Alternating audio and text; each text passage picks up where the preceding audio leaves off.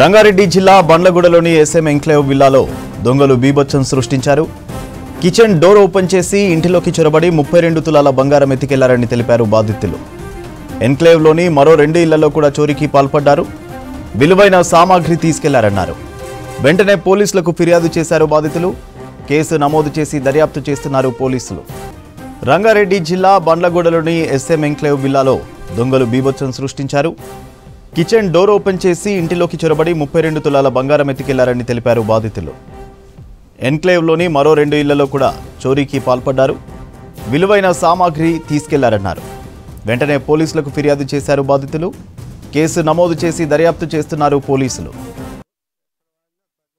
కింద కిచెన్ బయటికి తీసుకుపోయి ఆడ ఓపెన్ చేసి తీసుకున్నాడు. ఆ బాక్స్లన్నీ ఆడ పడేసిండు. ఆ నుంచి అట్లనే వెళ్ళిపోయి ఆడ మళ్ళీ రోడ్ నెంబర్ 1లో ఇంకొక ఇంట్లో ఒక ఆ అబ్బాయిని చూసిండు. ఆయన అరిచేసరికి బయటకు వచ్చిండు. బ్యాగ్ తీసుకొచ్చుకున్నాడు.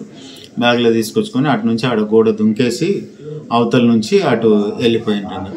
సుమారు ఎంత పోయిందన్న గోల్డ్? 31 తులాలు పోయింది. 31 తులాలు.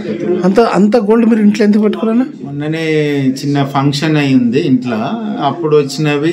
ప్లస్ పెళ్ళిళ్ళు ఉన్నాయి కదా, మొన్ననే పెళ్లికి పోయిండ్రు, అప్పుడు తీసుకొచ్చినాము. ఇంకా అది మళ్ళీ తీసుకెళ్లి బ్యాగ్ పెట్టలేదు లాకర్లో. ఇంకా అట్లనే ఉండింది. అది ఎప్పుడు కాలేదు. మేము 8 ఏళ్ళు అవుతుంది ఇది ఉండబట్టి. ఎప్పుడు కాలేదు. ఏమవుతుంది అన్న ధైర్యం అట్లా. ఎప్పుడు ఒక్క చిన్న ఇది కూడా పోలేదు. సెక్యూరిటీ అదొక ఫ్లా. సెక్యూరిటీ వాడు సీసీటీవీలు పనిచేసి పడుకున్నారు. వాడిని కూడా ఎంక్వైరీ చేస్తున్నారు. ఇప్పటి నుంచో సెక్యూరిటీ ఉన్నారు. రెగ్యులర్ రౌండ్స్ కొడతారు, అన్ని కొడతారు, కానీ ఆ రోజు కొట్టలేదు.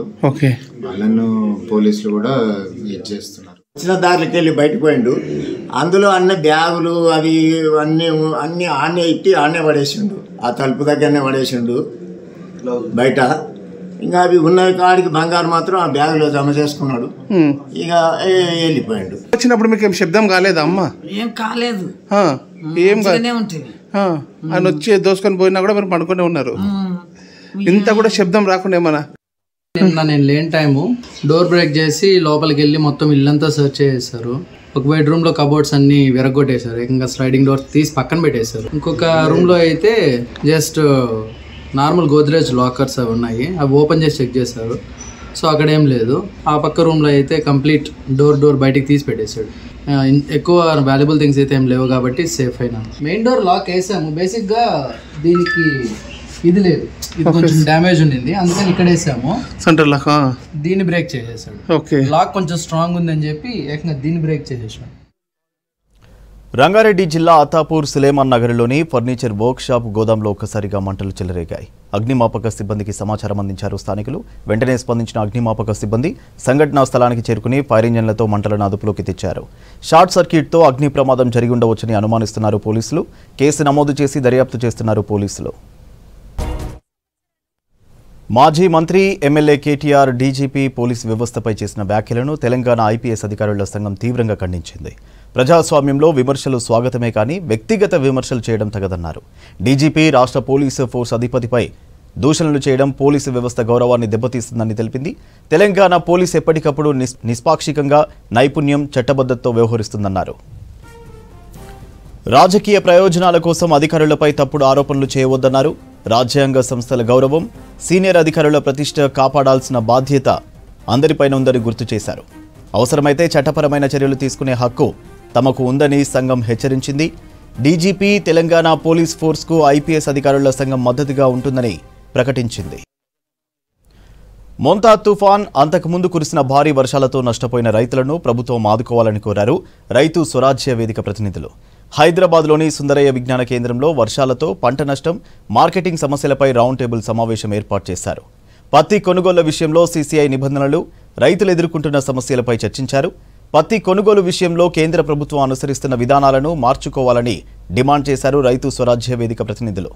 ఈ సమావేశంలో ఏఐకేఎస్ జాతీయ నాయకులు సారంపల్లి మల్లారెడ్డి, రైతు స్వరాజ్య వేదిక సభ్యులు కన్నెగంటి రవి, విసా కిరణ్, కొండలతో పాటు జిల్లాల నుంచి రైతులు, రైతు సంఘాల ప్రతినిధులు హాజరయ్యారు. నష్టపరిహారం ఇవ్వడానికి వాళ్ళు అంచనా వేయడానికి తీసుకునే నాము 33% పంట నష్టం కావాలి. అంటే మామూలుగా వచ్చే దిగుబడి కంటే 33% తక్కువ పంటలనే ఆ రైతులనే వాళ్ళు నమోదు చేసుకుంటారు. అయితే ఇప్పుడు ఈ రకంగా వరుస ప్రకృతి వైపరీత్యాలు వచ్చినాయి. అంటే ఆగస్టులో ఒకసారి వర్షాల వల్ల కొంత దెబ్బతింది, మళ్ళీ సెప్టెంబర్ నెలలో వర్షాల వల్ల దెబ్బతింది, మళ్ళీ ఇప్పుడు అక్టోబర్లో ముంతా తుఫాన్ వచ్చింది. ఇప్పుడు క్యుములేటివ్గా అంటే ఈ వరుస ప్రకృతి వైపరీత్యాల వల్ల దాని ఇంపాక్ట్ ఎట్లా ఉంటుంది అనేది ఎక్కడ కూడా కన్సిడర్ చేయట్లేదు.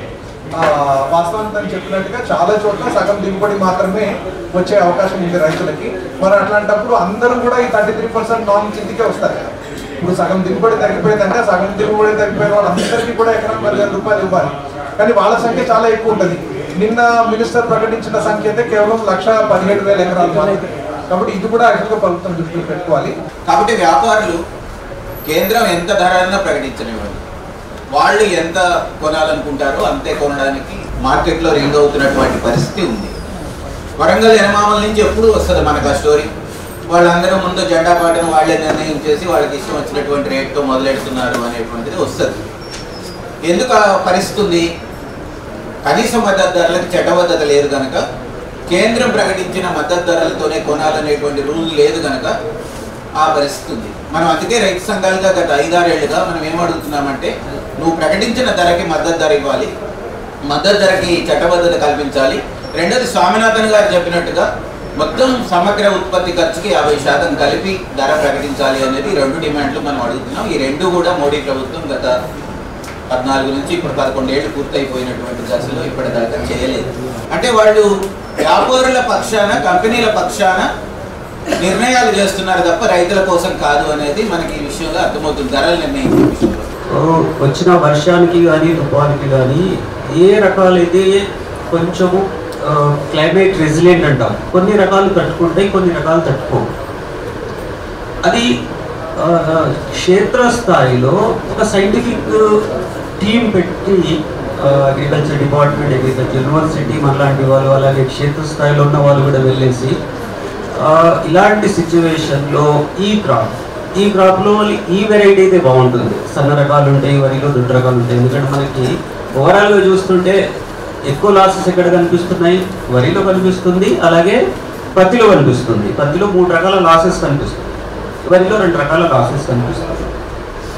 అయితే మనకున్న ఆప్షన్ ఏంటి, ఏ రకాలు తట్టుకుంటాయి అనేది చాలా డేటా ఉంది. సో నాకు ఎగ్జాంపుల్, మేము పాడేరు వెళ్ళినప్పుడు ఒక రెడ్ రైస్ అనేది ఇంట్రడ్యూస్ చేశాం. అక్కడ కూడా పాడేరులో కూడా చాలా డ్యామేజ్ అయింది. హైదరాబాద్లోని వి హబ్లో culinary experiential curtain raiser event నిర్వహించింది రాష్ట్ర పర్యాటక శాఖ. నెదర్లాండ్స్లోని ఇండియన్ ఛాంబర్ ఆఫ్ కామర్స్ సహకారంతో ఈ కార్యక్రమం నిర్వహించామని తెలిపారు టూరిజం ఎండీ వల్లూరు క్రాంతి. తెలంగాణ కలినరీని ఇండియాతో పాటు ప్రపంచవ్యాప్తంగా ప్రమోట్ చేయడానికి ఉపయోగపడుతుందన్నారు. ఇండో డచ్ పార్ట్నర్షిప్లో ఫుడ్ బేస్డ్ స్టార్టప్స్కు సహాయ సహకారాలు అందిస్తామని తెలిపారు వల్లూరు క్రాంతి.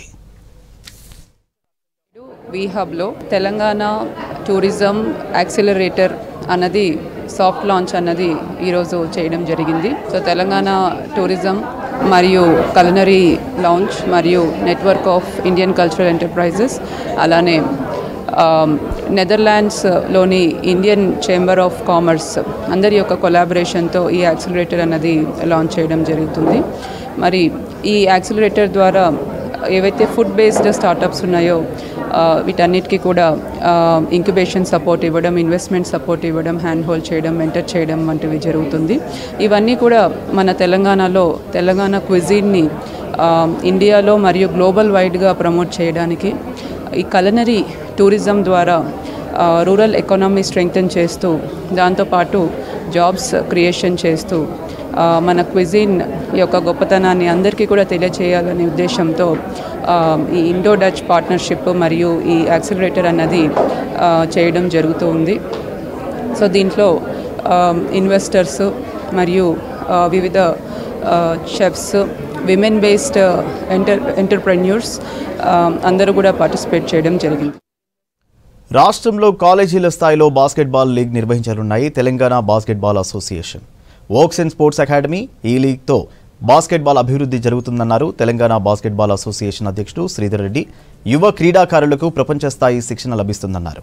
ఈ లీగ్ ద్వారా కొత్త ప్రతిభ వెలుగులోకి వస్తుందని తెలిపారు.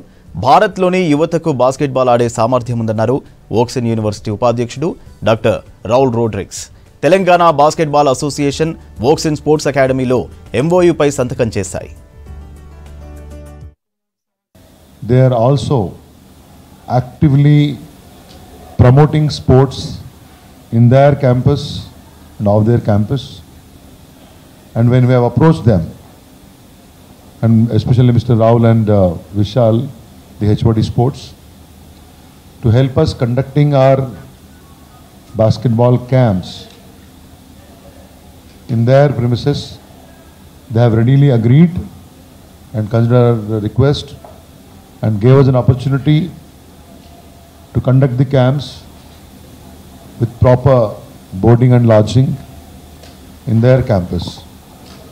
You all know how much important the training is for the athletes before they represent the state, Telangana state, in the respective national events, whether in every segment for that matter, right from sub-junior, junior, senior, and every segment.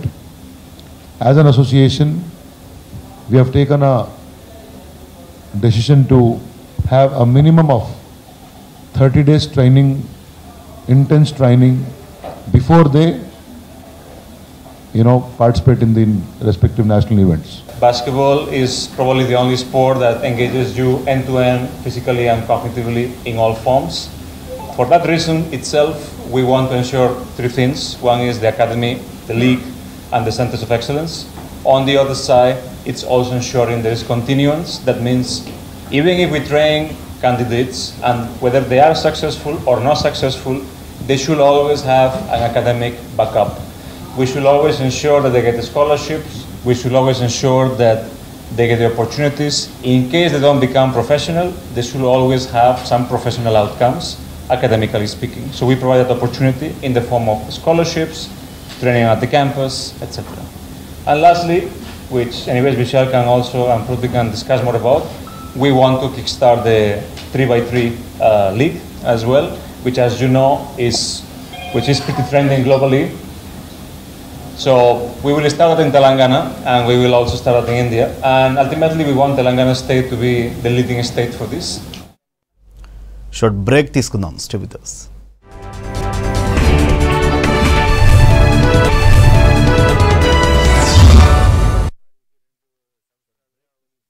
Handlooms, hand క్రాఫ్ట్స్ను ప్రోత్సహించేందుకు Hyderabad బంజారాహిల్స్లో expo ప్రారంభమైంది.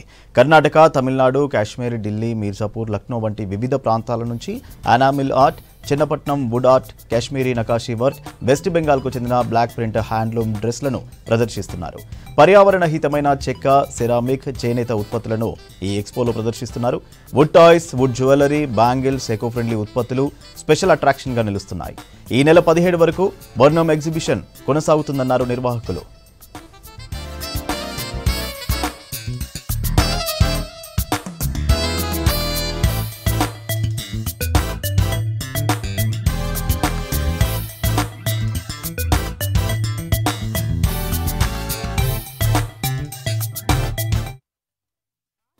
Hello, my name is Karthik Vaidyanathan. I'm the founder of Varnam Craft Collective. We are a social enterprise that has been working in the craft sector for more than 14 years.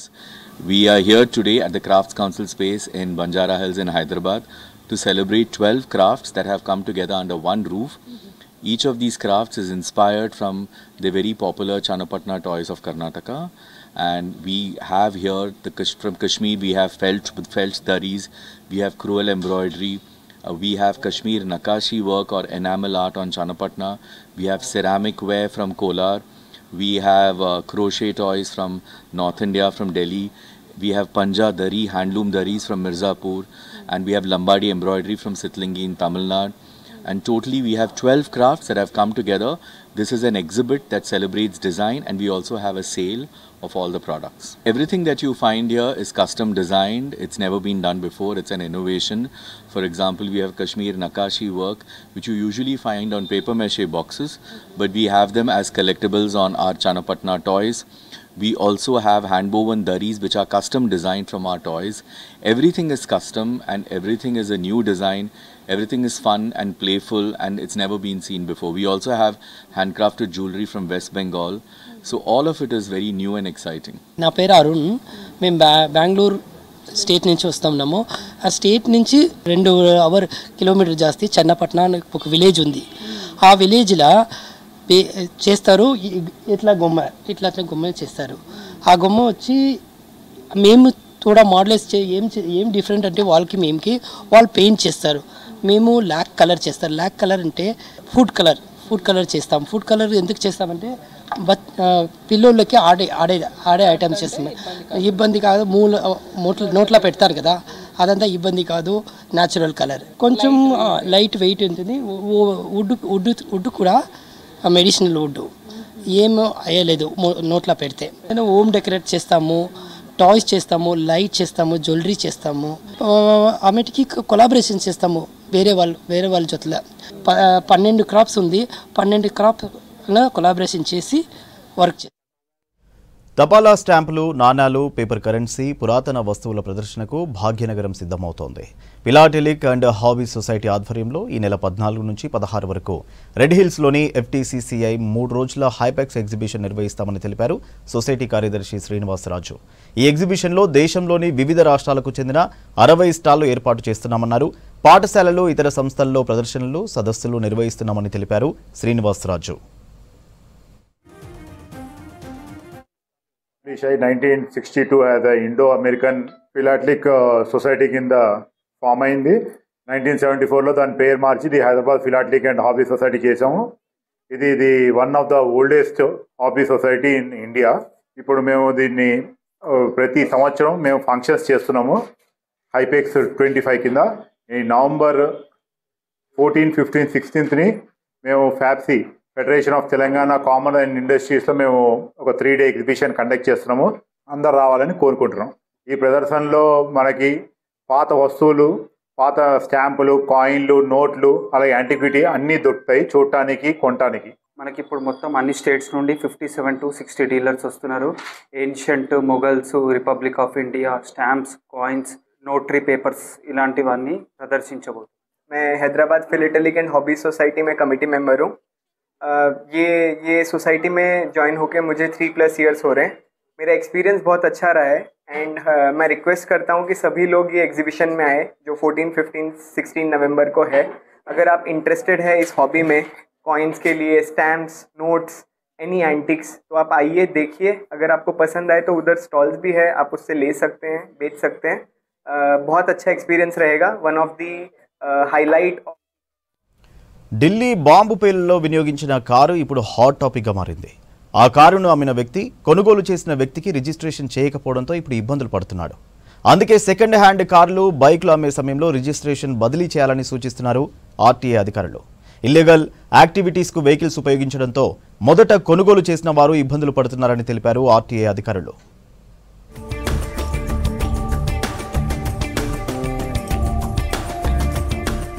Delhi ఎర్రకోట దగ్గర భారీ పేలుడుకు ఉపయోగించిన car Hyundai i20 అని తేలింది. ఈ car పలువురు చేతులు మారినట్టు దర్యాప్తులో గుర్తించారు అధికారులు. దీన్ని మొదట ఉపయోగించిన వ్యక్తి రిజిస్ట్రేషన్ బదిలీ చేయకుండానే వేరే వ్యక్తికి అమ్మాడు. తర్వాత కారు చాలా రాష్ట్రాలు తిరిగింది. అయితే ఓనర్షిప్ మాత్రం బదిలీ కాలేదు. కారు రిజిస్ట్రేషన్ మొదటి ఓనర్ పైనే ఉంది.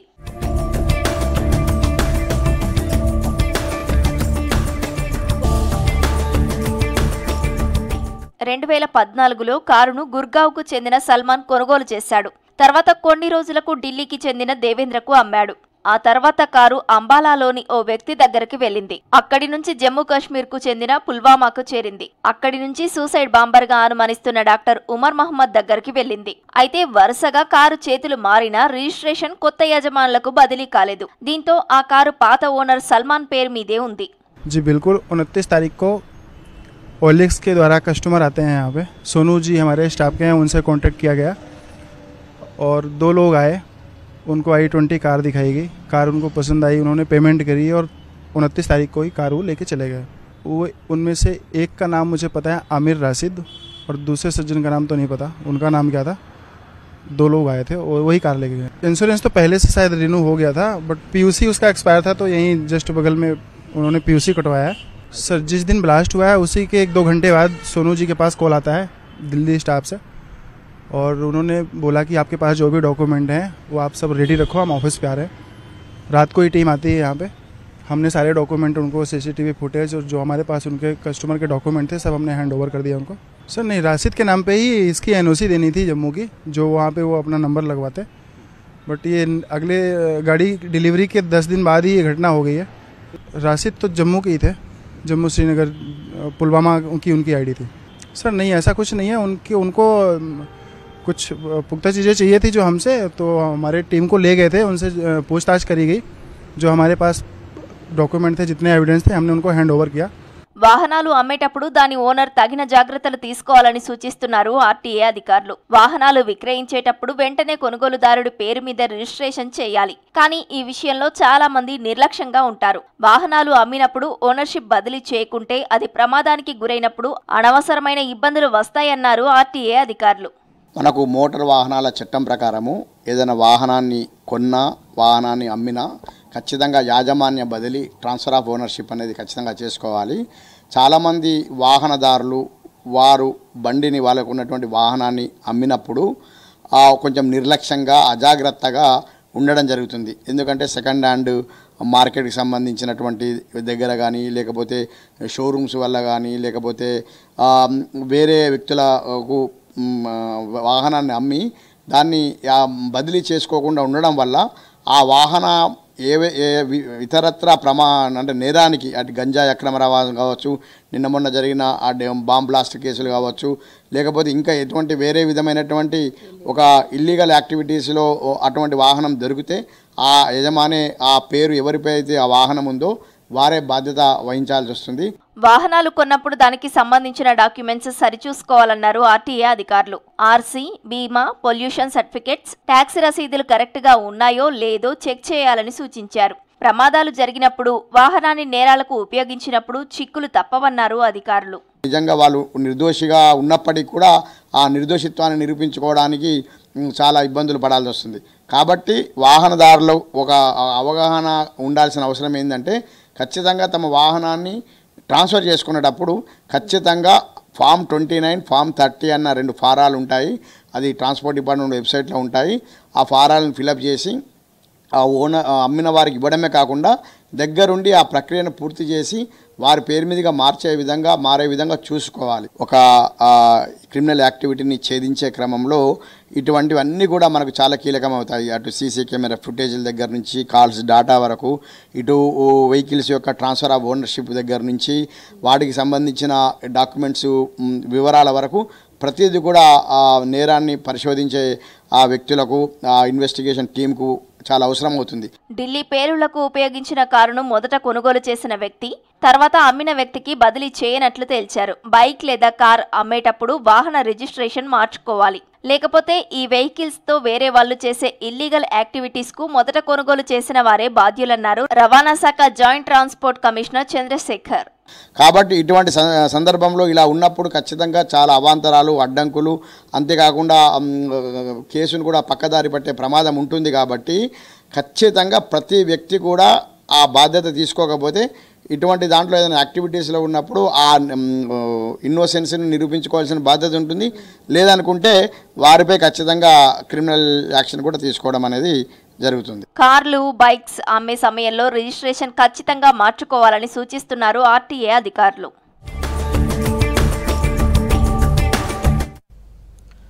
చలికాలంలో తమకు నచ్చిన టూరిస్ట్ ప్లేస్లకు వెళ్తున్నారు పర్యాటకులు। రొటీన్ లైఫ్ నుంచి రిలాక్స్ కావడానికి ఆసక్తి చూపిస్తున్నారు। వింటర్ సీజన్లో బెస్ట్ ప్లేస్లను ఎంపిక చేసుకుంటున్నారు। భారత్లోని పర్యాటక ప్రాంతాలకు స్నేహితులు, కుటుంబ సభ్యులతో లాంగ్ రైడ్కు వెళ్తున్నారు। ప్రకృతిని ఆస్వాదించాలంటే చలికాలం బెస్ట్ అంటున్నారు ట్రావెల్స్ ఏజెన్సీ నిర్వాహకులు।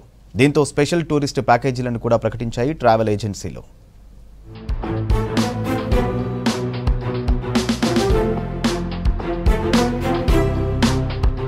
పని ఒత్తిడి, ఉరుకులు పరుగుల జీవన విధానానికి కాస్త బ్రేక్ ఇచ్చేందుకు ప్రకృతి ప్రేమికులు మొగ్గు చూపుతున్నారు। సిటీ చుట్టుపక్కల greenery spots, Ananthagiri hills, Adilabad, Araku, లంబసింగికి స్నేహితులతో సరదాగా ట్రిప్పులు వేస్తున్నారు।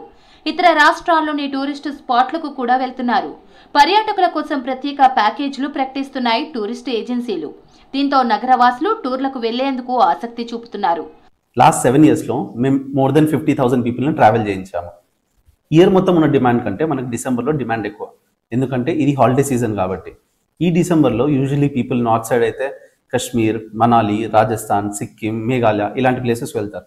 అదే సౌత్ చూసుకుంటే కేరళ, కర్ణాటక, తమిళనాడు, గోవా ఇలాంటి ప్లేసెస్ కూడా చాలా బ్యూటిఫుల్గా ఉంటాయి. ఈ ప్లేసెస్ అన్నిటికీ మేము బడ్జెట్ ఫ్రెండ్లీలోనే ట్రిప్స్ ప్రొవైడ్ చేస్తాం. ఎలా అంటే మల్టిపుల్ పీపుల్ని పూలింగ్ చేసి వీళ్ళతో పాటు ఒక గైడ్ని ఇచ్చి ఈ ట్రిప్స్కి పంపిస్తాం అనమాట. నార్త్ సైడ్ అయితే every Tuesday and Friday departures ఉంటాయి. అదే సౌత్ సైడ్ చూసుకుంటే థర్స్డే ఇంకా ఫ్రైడే డిపార్చర్స్ ఉంటాయి అన్నమాట. భారత్లో పర్యటించడానికి చలికాలం బాగుంటుందని తెలిపాయి ట్రావెల్ ఏజెన్సీలు. ఎక్కువగా కేదార్నాథ్, కీర్ గంగా, బ్రహ్మతాల్ ట్రక్, చాదర్ ట్రక్, కేరళ, గోవా, కులు, మనాలి, మేఘాలయ, ఊటీ, సిమ్లా, కొడైకెనాల్, కాశ్మీర్కు వెళ్లేందుకు ఆసక్తి చూపిస్తున్నారని తెలిపారు. ఇదివరకు వీకెండ్ ట్రిప్స్ ప్లాన్ చేసుకుంటే ఇప్పుడు లాంగ్ ట్రిప్స్ వెళ్లడానికి వస్తున్నారని తెలిపారు ట్రావెల్ ఏజెన్సీ నిర్వాహకులు. నేను నా కజిన్స్ అండ్ ఫ్రెండ్స్తో వచ్చాను. మా గైడ్స్ వచ్చేసి Bala and Lokesh and Rashmi guides. They are very much friendly. ఎట్లా అంటే నా ఫ్రెండ్స్తో ఎట్లా చిల్ అవుతా నేను ట్రిప్స్కి వెళ్ళినప్పుడు అట్లా ఉండే, స్ట్రేంజర్స్తో వచ్చినట్టు అస్సలు లేకుండే. ఫుడ్ కానీ మేము ఎంజాయ్ చేయడం కానీ, రీల్స్ చేసాం, మ్యూజిక్ ఉండే, డ్యాన్స్ ఉండే, చాలా ఎంజాయ్ చేశాను. నా బర్త్డే సెలబ్రేట్ చేసుకున్నాను నేను వీళ్ళతోటి అండ్ కేక్ తెచ్చి సర్ప్రైజ్ కూడా ఇచ్చారు. చాలా బాగుండే ఎక్స్పీరియన్స్ అండ్ మళ్ళీ రావాలని పక్కా అనుకుంటున్నా. ఈ ప్లేస్ కాకపోయినా వేరే ప్లేస్కి అయినా పక్క నేను వీళ్ళని ట్రస్ట్ చేసి రావచ్చు. అండ్ గర్ల్స్కి చాలా సేఫ్టీ ఉండే, కమింగ్ టు హోటల్ రూమ్స్ అయినా అవి చాలా సేఫ్గా ఉండే అండ్ చాలా ప్రాపర్ మెయింటెనెన్స్ ఉంది, నీట్నెస్ ఉంది. కొత్త ప్రదేశాలకు వెళ్లడం, అక్కడి విశేషాలు తెలుసుకోవడం ఇప్పుడు ట్రెండ్గా మారింది. ఫ్యామిలీ, ఫ్రెండ్స్తో కలిసి జాలీగా ట్రిప్ వేస్తున్నారు. ఈ వింటర్ సీజన్లో భారత్లోని పర్యాటక ప్రాంతాలను సందర్శించడానికి ఎక్కువ మంది వెళ్తున్నారు. విదేశాలకు వెళ్లే టూరిస్టుల సంఖ్య కూడా పెరుగుతోందంటున్నారు public. Hi, my name is Monica. I'm from Hyderabad. So I have booked travel Ooty and Kunnur. We enjoyed a lot and even the tour guide, they are just like cheering up all the time. Winter సీజన్లో టూర్కు వెళ్లడానికి plan చేస్తున్నారు నగర ప్రజలు. దీంతో టూరిస్టులకు ప్రత్యేక ప్యాకేజీలను అందిస్తున్నాయి travel ఏజెన్సీలు. హైదరాబాద్ వంటి మహానగరాల్లో ఇప్పుడు వైట్ కాలర్ టెర్రరిజం పొంచి ఉందని అంచనా వేస్తున్నారు ఎక్స్పర్ట్స్. విద్యావంతులు, మంచి ఉద్యోగాలు చేసుకునేవారు, డాక్టర్లు, ఇంజనీర్లు, ఐటీ ప్రొఫెషనల్స్ ఉగ్రవాదం వైపు మొగ్గు చూపుతున్నారని అన్నారు. మేధావుల ముసుగులో ఉన్న విద్యావంతులు ఉగ్రవాదానికి మద్దతిస్తున్నారు. దీంతో ఈ వైట్ కాలర్ టెర్రరిజంపై స్పెషల్ ఫోకస్ పెట్టారు పోలీసులు, నిఘా వర్గాలు.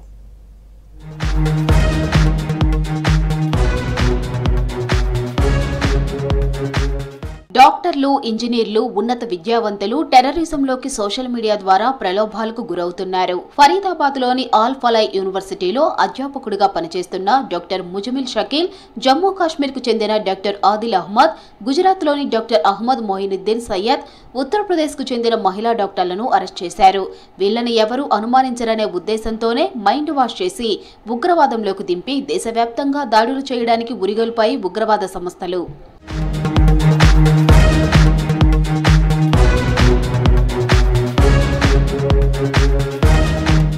కొన్ని టెర్రర్ ఫండింగ్స్ ఐటీ ఉద్యోగుల పేర్లతో నడుస్తున్నాయన్నారు దర్యాప్తు సంస్థలు. ఇంటర్నెట్లో రహస్య గ్రూపుల్లో రిక్రూట్మెంట్ జరుగుతోందని తెలిపారు. జైషే మహమ్మద్, ఇండియన్ ముజాహిద్దీన్, అన్సార్ గజవతుల్ హింద్ వంటి సంస్థల మద్దతు వల్లే బాంబ్ బ్లాస్టులు చేస్తున్నారని చెప్పారు. సైబర్, ఫైనాన్షియల్, బయోవార్, బాంబ్ బ్లాస్టులతో ఇండియా మీద దాడులు చేస్తున్నారు.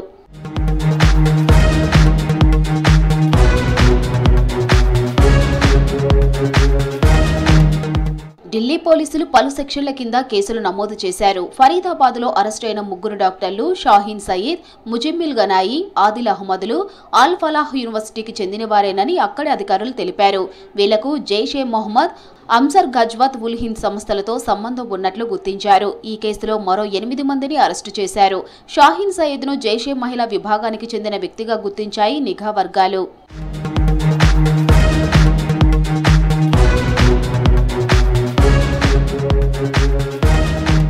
ఢిల్లీలో హై అలర్ట్ కొనసాగుతోంది. విమానాశ్రయాలు, రైల్వే స్టేషన్లు, బస్ టెర్మినల్స్ వద్ద కట్టుదిట్టమైన తనిఖీలు చేస్తున్నారు.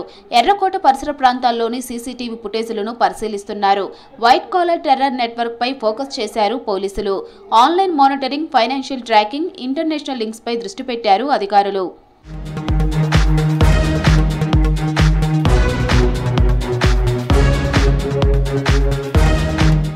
ఢిల్లీ పేలుళ్లతో హైదరాబాద్లో భద్రత కట్టుదిట్టం చేశారు. రద్దీ ప్రాంతాల్లో విస్తృతంగా తనిఖీలు చేస్తున్నారు పోలీసులు. బీసీలు పోరాటం చేస్తున్న బీసీల రిజర్వేషన్లను బీజేపీ ప్రభుత్వం పట్టించుకోవడం లేదన్నారు రిటైర్డ్ ఐఏఎస్ చిరంజీవులు. వచ్చే శీతాకాలం సమావేశాల్లో పార్లమెంట్లో బీసీ బిల్లు పెట్టి 9వ షెడ్యూల్లో చేర్చాలని డిమాండ్ చేశారు జస్టిస్ ఈశ్వరయ్య. ఈ నెల 15న కామారెడ్డిలో బీసీ ఆక్రోశ సభ నిర్వహిస్తామని తెలిపారు బీసీ రిజర్వేషన్ల సాధన సమితి సభ్యులు.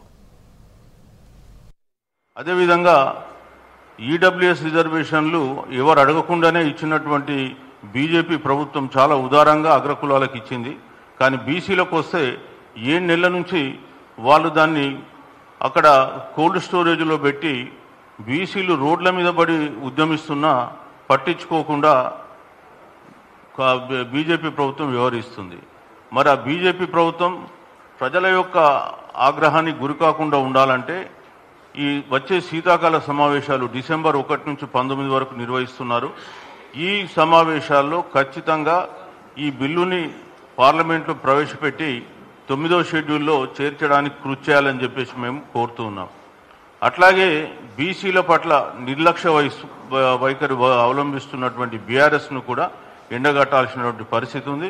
వాళ్ళని గురించి కూడా ప్రజలకు వివరించడం జరుగుతుంది. అన్ని కులాలతో కలిపి ఒక ఆర్గనైజేషన్ కమిటీ ఒకటి ఏర్పాటు చేయడం జరిగింది. ఈ ఆర్గనైజేషన్ కమిటీ మర్కల్ భూమన్న గారి ఆధ్వర్యంలో ఏర్పాటు చేసినాం. సుమారు అందులో 35 కులాలకు సంబంధించినటువంటి వాళ్ళు ఆల్రెడీ ఆ ఆర్గనైజింగ్ కమిటీలో ఉన్నారు. సో మేము ఈ సమావేశం లోకల్ ప్రజలు వాళ్ళే నిర్వహించుకునేలాగా చేయడం జరిగింది. సో వారి ఆధ్వర్యంలోనే అక్కడ సత్య కన్వెన్షన్ హాల్ అని ఉంది, ఆ హాల్లో నిర్వహిస్తున్నాం. సుమారు 5,000 నుంచి 10,000 మందిని మేము ప్రజలను ఆ సమావేశంలో ఎక్స్పెక్ట్ చేస్తున్నాం. ఈరోజు మీ అందరికి తెలుసు 42% బీసీ రిజర్వేషన్ల సాధనా సమితి ఎంత చిత్తశుద్ధితో పనిచేస్తూ ఉంది. మనసా వాచ కర్మన తనం మనం ధనం కూడా ఒక పవిత్రమైన యజ్ఞంలాగా భావించి మేము ముందుకెళ్తా ఉన్నాము. దానికి కూడా ఇప్పుడు మనకు రాజ్యాంగంలో ఎవరైనా న్యాయబద్ధంగా ధర్మబద్ధంగా సామాజిక సంఘర్షణ చేయొచ్చు, సామాజిక స్పృహ తెప్పించవచ్చు, సామాజిక విజ్ఞానాన్ని మా బడుగు బలహీన వర్గాలకు ఇవ్వచ్చును. ఎంతోమంది ఇంట్లో కూర్చొని ఎవరో ఒకటి క్రిటిసైజ్ చేస్తాడు. బీసీలంటే బహుశా వాళ్లకు అర్థం తెలియదు. సుప్రీంకోర్టు 9 మంది ఇచ్చిన జడ్జిమెంట్ ప్రకారము ఆర్టికల్ 16(4) ప్రకారము బీసీ అనే వర్డ్ ఒక్కటే మాత్రమే ఉంటుంది. అందులో ఎస్సీలు ఎస్టీలు బీసీలని ఉండదు. సుప్రీంకోర్టు నిర్వర్తించింది బీసీలు అంటే untouchables, Adivasis and socially educational backward classes. మాది ఏదైతే సత్సంకల్పం ఉందో, చిత్తశుద్ధి ఉందో, ఈ యొక్క సత్సంకల్పము ఖచ్చితంగా సంకల్ప సిద్ధి అవుతుందని మేము. రాష్ట్రంలో కనిష్ట ఉష్ణోగ్రతలు పడిపోతున్నాయి. ఉత్తర ఈశాన్య దిశ నుంచి వీస్తున్న గాలులతో చలి వణికిస్తోంది. 2 రోజుల నుంచి చలి తీవ్రత పెరిగింది. రాత్రిపూట ఉష్ణోగ్రతలు పడిపోవడంతో పాటు పగటి ఉష్ణోగ్రతలు తగ్గుతున్నాయి. ఉదయం పూట చలిగాలులు వీచడం, గాలిలో తేమ శాతం పెరగడంతో దట్టమైన పొగమంచు కమ్మేస్తోంది. ఉత్తర తెలంగాణలో చలి తీవ్రత ఎక్కువగా ఉంటుందన్నారు వెదర్ ఆఫీసర్లు. ఇవాల్టి నుంచి చలి తీవ్రత మరింత పెరుగుతుందన్నారు.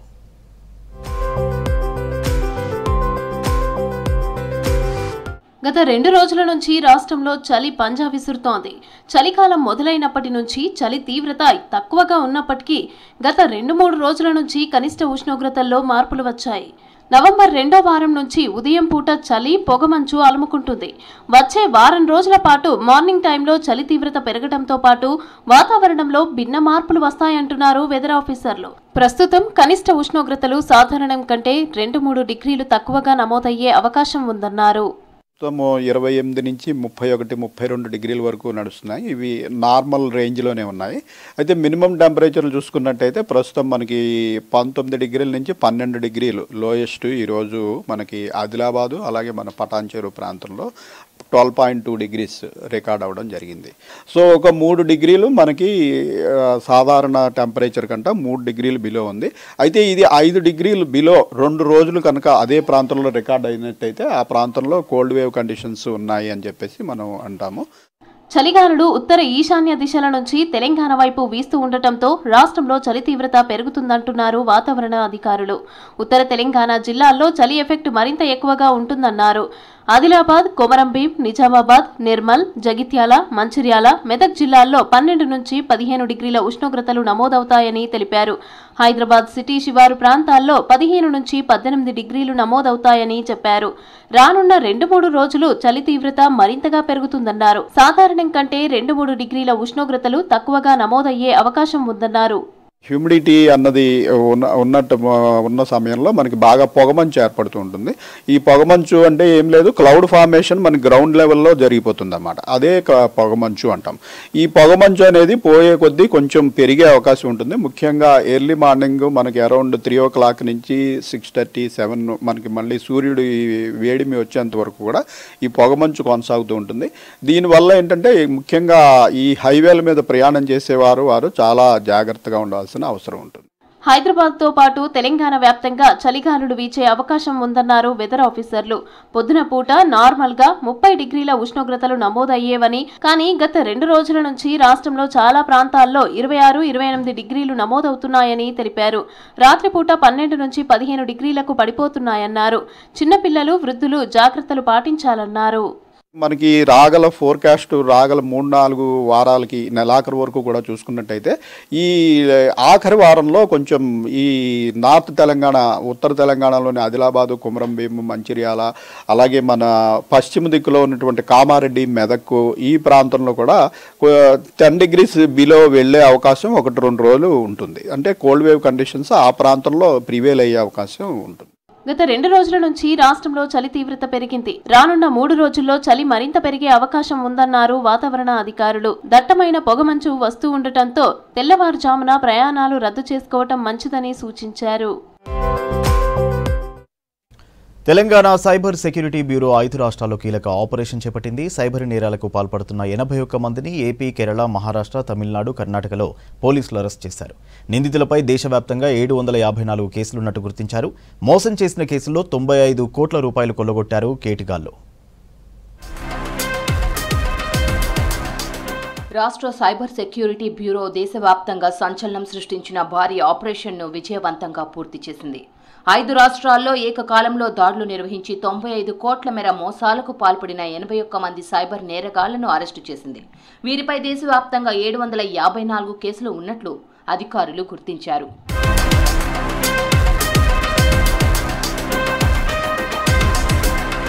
సైబర్ నేరగాళ్ల కదలికలపై నిఘా పెట్టిన cyber security bureau AP, Kerala, Maharashtra, Tamil Nadu, Karnataka రాష్ట్రాల్లో ఏకకాలంలో దాడులు చేసింది. ఈ ఆపరేషన్లో మొత్తం 81 మందిని అదుపులోకి తీసుకుంది. అరెస్ట్ అయిన వారిలో 17 మంది ఏజెంట్లు, 7 మహిళలు, 58 మంది మ్యూల్ ఖాతాదారులు ఉన్నారు.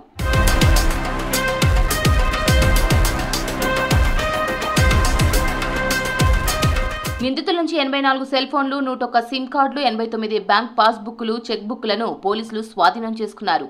ఈ ముఠా సభ్యుల బ్యాంకు ఖాతాల్లో ఉన్న కోట్లాది రూపాయల నగదును సైబర్ సెక్యూరిటీ బ్యూరో అధికారులు ఫ్రీజ్ చేశారు. చట్టపరమైన ప్రక్రియ పూర్తి చేసిన తర్వాత ఈ మొత్తాన్ని బాధితులకు తిరిగిస్తామని వెల్లడించారు. ఈ అరెస్టులతో దేశంలోని అనేక సైబర్ నేరాలకు అడ్డుకట్ట పడినట్లయిందని అధికారులు తెలిపారు.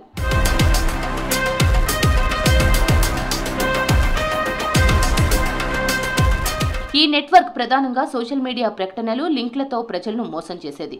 ఉద్యోగ అవకాశాలు, లాటరీ గెలుపులు, ఇన్వెస్ట్మెంట్ స్కీమ్లు అనే పేరుతో ఫేక్ వెబ్సైట్లను రూపొందించి డబ్బులు వసూలు చేసేవాళ్లు.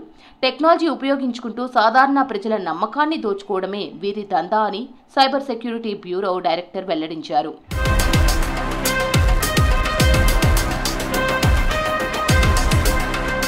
ఈ కేటుగాళ్లు బయట ఉన్న కొన్ని సర్వర్లతో కూడా డబ్బు లావాదేవీలు జరిపినట్లు ఆధారాలు ఉన్నాయి. వీళ్లు క్రిప్టో ట్రాన్సాక్షన్స్లను కూడా ఉపయోగించి డబ్బు బదిలీలు చేసేవారని అధికారులు చెబుతున్నారు. ప్రస్తుతం ఈ లావాదేవీలను గుర్తించడానికి స్పెషల్ టెక్నికల్ టీం పనిచేస్తోంది. మేడ్చల్ జిల్లా కీసరలోని చిర్యాలలో హిజ్రాలు రెచ్చిపోయారు. బాలాజీ ఎన్క్లేవ్లో నూతన గృహప్రవేశం చేసుకున్న ఇంటి యజమాని సదానందంను ₹1,00,000 ఇవ్వాలని డిమాండ్ చేశారు హిజ్రాలు. డబ్బులు ఇవ్వలేదు ఇంటి యజమాని. దీంతో 15 మందితో వచ్చి ఇంటి యజమాని సదానందంపై దాడి చేసింది హిజ్రాల గ్యాంగ్. దీంతో బాధితుడు పోలీసులకు ఫిర్యాదు చేశాడు. కేసు నమోదు చేసుకున్న పోలీసులు దర్యాప్తు చేస్తున్నారు.